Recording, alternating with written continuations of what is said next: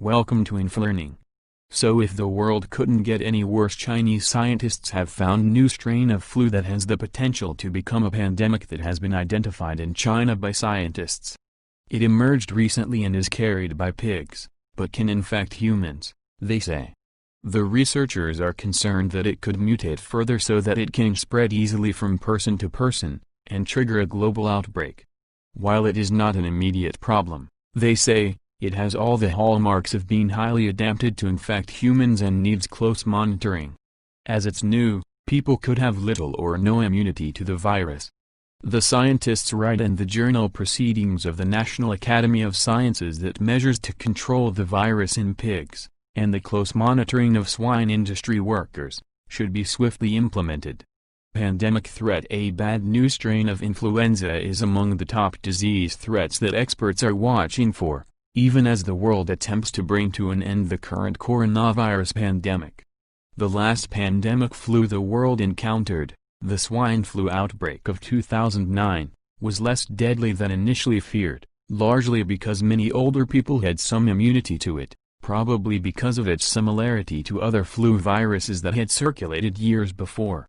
That virus, called A/H1N1 PDM09, is now covered by the annual flu vaccine to make sure people are protected. The new flu strain that has been identified in China is similar to the 2009 swine flu, but with some new changes.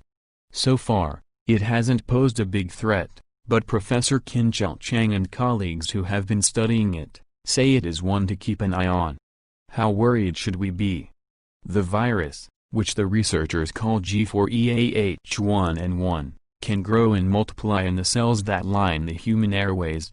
They found evidence of recent infection in people who worked in abattoirs and the swine industry in China when they looked at data from 2011 to 2018. Current flu vaccines do not appear to protect against it, although they could be adapted to do so if needed. Professor Qin Chang, who works at Nottingham University in the UK, told the BBC, "Right now we are distracted with coronavirus, and rightly so. But we must not lose sight of potentially dangerous new viruses. While this new virus is not an immediate problem," he says, "we should not ignore it. In theory, a flu pandemic could occur at any time, but they are still rare events. Pandemics happen if a new strain emerges that can easily spread from person to person. Although flu viruses are constantly changing, which is why the flu vaccine also needs to change regularly to keep up, they do not usually go pandemic." Professor James Wood, head of the Department of Veterinary Medicine at the University of Cambridge, said the work comes as a salutary reminder that we are constantly at risk of a new emergence of pathogens, and that farmed animals, with which humans have greater contact than with wildlife, may act as the source for important pandemic viruses.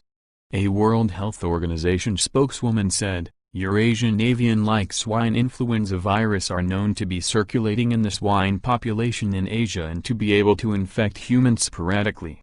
Twice a year during the influenza vaccine composition meetings, all information on the viruses is reviewed and the need for new candidate vaccine viruses is discussed. We will carefully read the paper to understand what is new." It also highlights that we cannot let down our guard on influenza. We need to be vigilant and continue surveillance even during the COVID-19 pandemic. White House coronavirus advisor Dr. Anthony Fauci said U.S. health officials are keeping an eye on a new strain of flu carried by pigs in China that have characteristics of the 2009 H1N1 virus and 1918 pandemic flu. The virus, which scientists are calling G4EAH1N1, has not yet been shown to infect humans, but it is exhibiting reassortment capabilities, Fauci told the Senate Health, Education, Labor, and Pensions Committee during a hearing Tuesday. The H1N1 swine flu emerged in Mexico in April 2009, infecting 60.8 million people in the U.S. and at least 700 million worldwide. An estimated 151,700 to 575,400 people died from the virus across the globe, according to the CDC. So guys, stay safe, like,